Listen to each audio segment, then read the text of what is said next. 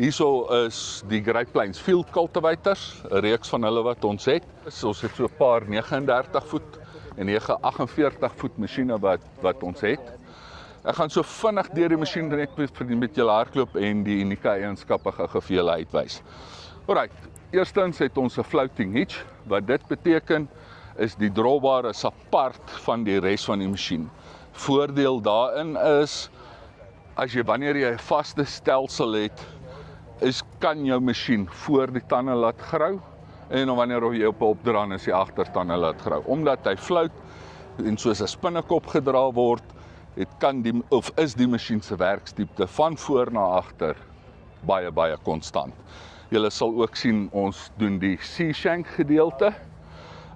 En julle kan ook sien op hierdie spesifieke masjien is die knock-on skare, maar jy kan ook die gewone aanboudskare op hom sit.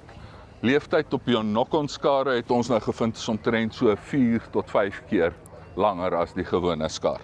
En die aanvraag, as julle wil weet, ja, is 3 keer duurder. Okay. So, ander ding van die Field Cultivator, julle sal sien 'n baie diep masjien. Hy het 7 gangs, die meeste in die landbouindustrie, vir jou materiaalvloei wat deur hom moet kom.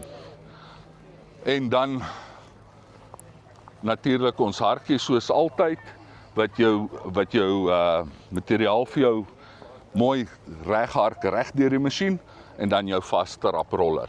So die masjien vir saadbedvoorbereiding seker een van die bestes in die industrie teen 'n baie bekostigbare prys. Gesels met ons. Dankie.